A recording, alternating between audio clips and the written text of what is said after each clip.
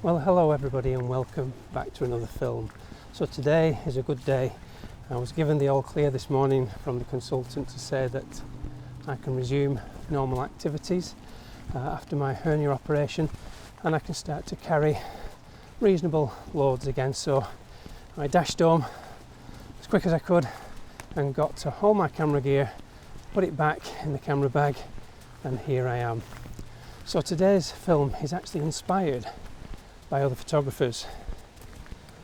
Recently, over the last few weeks, I'm seeing more and more posts on all sorts of outlets, YouTube, Instagram, Twitter. Basically, everyone that photographs the outdoors seems to be complaining about the conditions at this time of year. The vegetation's too dull, there's no mist, fog, very little light, too harsh, the early dawns, the late sunsets, you name it, every complaint in the book. But you know, nature is beautiful and should be appreciated at all times of year, and that's the way I see it. And I think creativity in photography is basically, it comes from a state of mind and not the weather conditions or the season. And I think if you've got a positive outlook and your mind is clear from all the clutter of daily life, and I think you'll find images. And today is a good day for me, so I thought it will be a good opportunity to come out at this time of year when everybody else is complaining to see what I can find. Now I've got overcast light, so I've headed to a woodland, which is always good. There's a bit of light rain, and hopefully that's not going to get any worse, but to be honest, who cares? Let's see what we can find.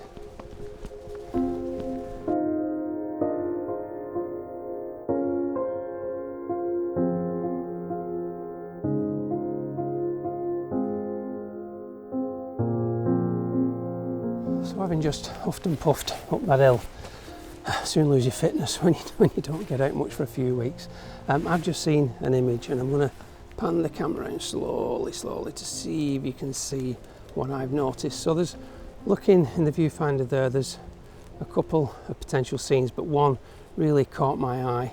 The second one really only occurred to me as I've put the camera up just now. The one that I'm going to ignore, which is probably the one that you've seen, are the oak branches. Very nice shapes, but I don't think the light is good for that today. But what has caught my eye, I'm not going to do it because I've done it before, but these are the sort of things you need to look out for. Look against the wall, you see the fern standing out against the dark background. That's the sort of thing that I really look for, keep my eye open to. Can you see that? Lovely contrast. And that will photograph really beautifully against that dark wall. But if you watch my video for the love of ferns, you'll see that I've done that before. So I'm trying to find new images for the channel, trying not as much as possible to repeat what I've done before, but that's the sort of thing, really keep an open mind to that sort of image.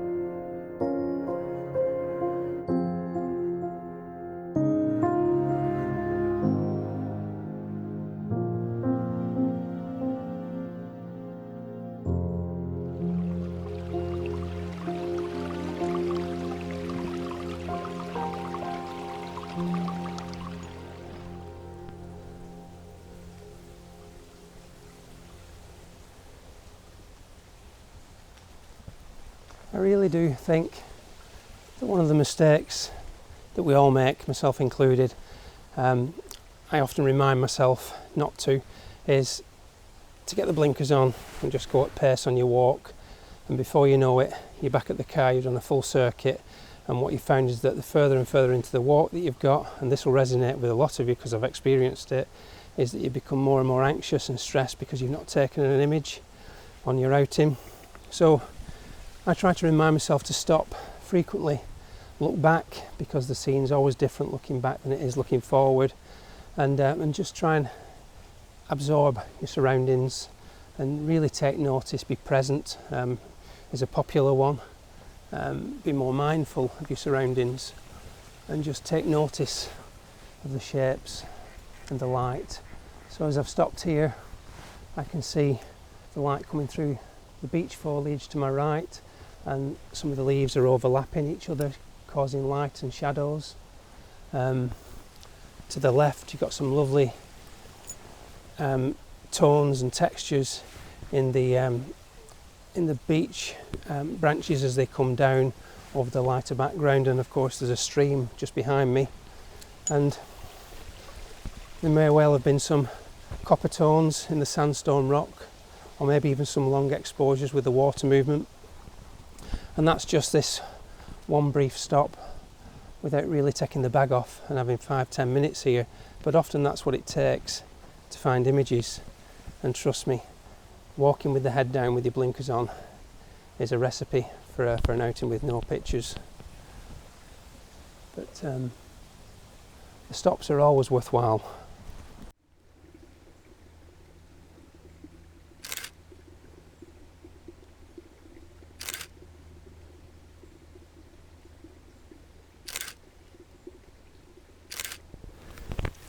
So just taking time out, like I've said, really paid dividends on this occasion. I was sat just probably 10-15 yards just over there to the back of the camera, minding my own business, just listening to the last of the bird song, and this caught my attention, which is tufted hairgrass. Photographed it before, I'll put a link above to where I last photographed this plant, but what caught my attention on this occasion is that the flowering heads have finished, and you get the lovely little seed pods, delicate seed pods, and they're all glistening very, very brightly in the light that's filtering down through the open canopy above. And because they're set against a dark background from where I was sitting, they really stand out.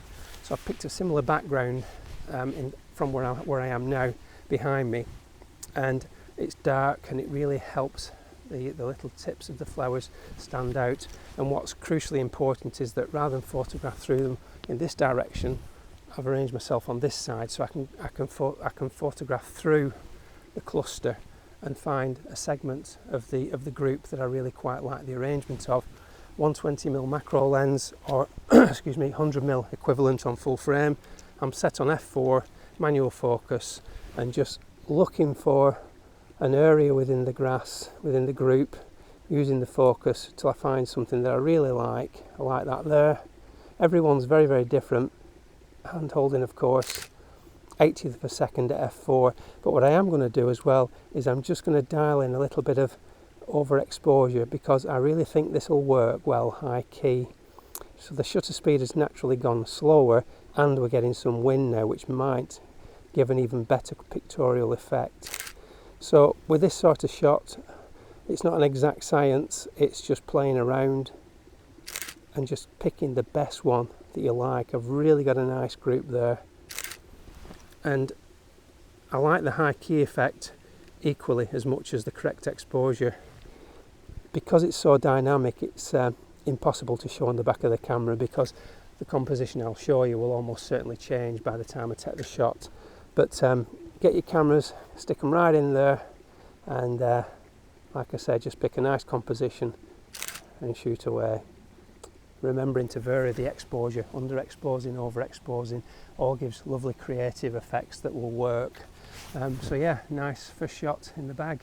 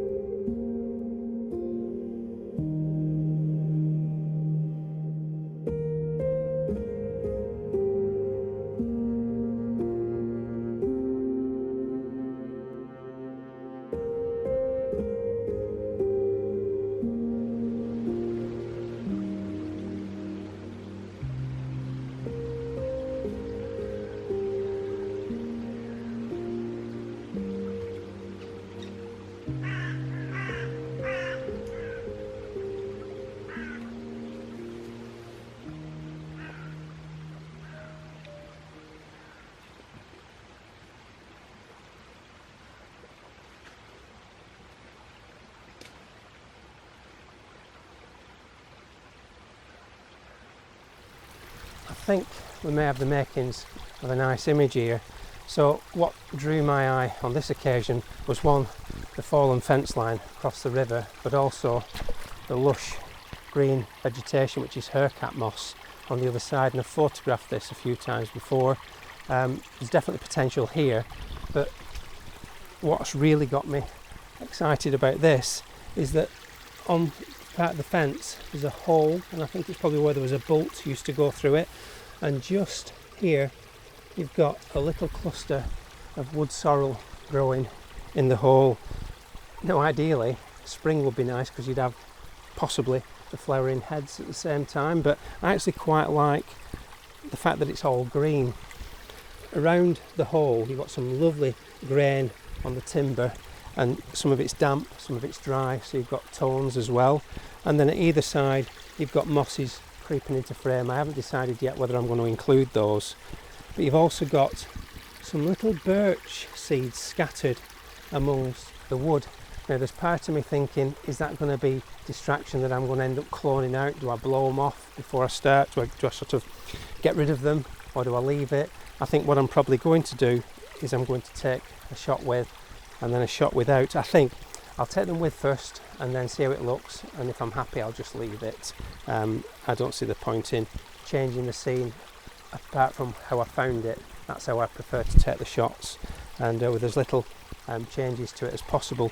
Also at the bottom of the hole you've got one or two dead birch leaves, and they've got a lovely golden colour. I haven't yet decided whether they're going to stay or not. They might look a bit of a distraction, but if I remove them I might end up with just a dark hole beneath the leaves, and that again might just spoil the shot. The difficulty I'm going to have is getting the tripod high enough above the scene to be able to shoot down at it. I've got a 120mm macro, and of course in order to get enough of the frame in I'm probably going to have to be quite high. Getting the tripod up there is not going to be too difficult, but me seeing through the viewfinder may be a problem. The articulated screen might help, but I'll get the camera out now and give it a go.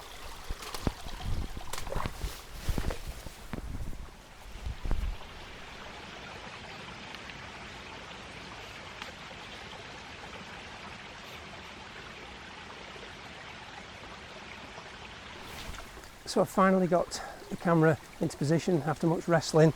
The crucial thing on this occasion was to get the sensor plane parallel to the timber at the bottom, so that I don't have to worry too much about depth of field. So I've still taken the image at f16 because it's a nice sweet spot for this camera, and it also does maximise the depth of field, so I don't have to worry at all on this occasion. There's not a lot of front to back sharpness to worry about. I think from the top of the sorrel to the timber is probably only about 2 centimetres, something like that. So I've got the case polarizer on because I felt that helped to enrich the colours in the timber and also enhance the greens, which is working really quite nice for this particular shot. Sometimes I think polarizers can just go a little bit too over the top, but I can always dial that back in post if I want to. So let me get you over there and just show you the composition. I've actually taken the shot already, and I've taken it with the birch leaves and also without. So as it stands now, the image has got no birch leaves in it, and I can't put them back, so I made sure I got the shot beforehand and was happy with the composition. So let me just put that on live view. 2 seconds. So you can see that. Just focus in. Come on. So there is the image on live view as I've got it now. Now the crucial thing for the composition, I felt, was the diagonal line of the timber. I wanted that to run from left to right across the frame, and because of that diagonal composition I've placed the little hole with the sorrel in off to one side, so that you've got a nice rule of thirds and that diagonal line. So it's a nice strong composition, and it's just aided by the mosses creeping in on the top left and the top right. So you've got lots going on, and it's a composition that holds really together nicely. I've left all the seedlings in because I actually think they add to it on this occasion. So I'll put that on now, and I'll put that on one with the birch leaves on first, followed by the birch leaves having been removed afterwards.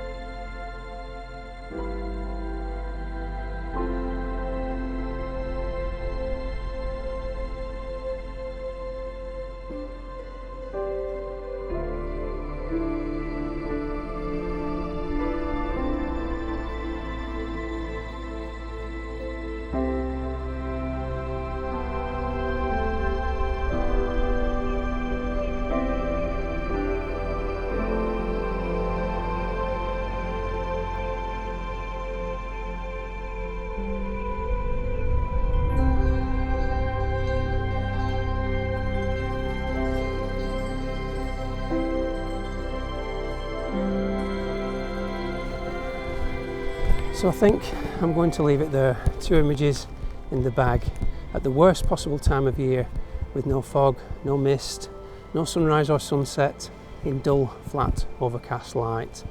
Let me know in the comments below what you thought of today's images, and also if you enjoyed the film, please give it a thumbs up. As always, please don't forget to subscribe and ring the bell for notifications. Now, if you really want to support the channel, please consider pressing the join button. You've got 2 options available to you. You've got Patreon, and you've also got YouTube members. Both of those start around about £1 a month, and for that you get access to early bird videos, and you also get membership into the Facebook group. Now that enables you to post images, get critique and feedback from other members, including myself, and there's also other bits of interesting information as well that gets posted. So until next time, as always, thank you all so much for watching. I will see you in the next one. Bye for now.